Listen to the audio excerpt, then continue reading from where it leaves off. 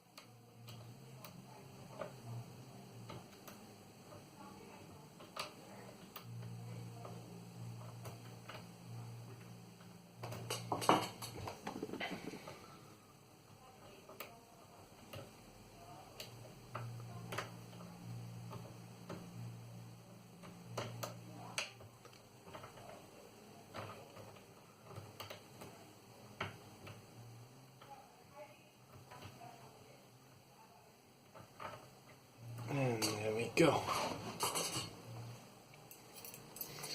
So it's a very weird little lock. I don't actually get much feel from it until I get my first light pulse set, and then I work from there. And there we go.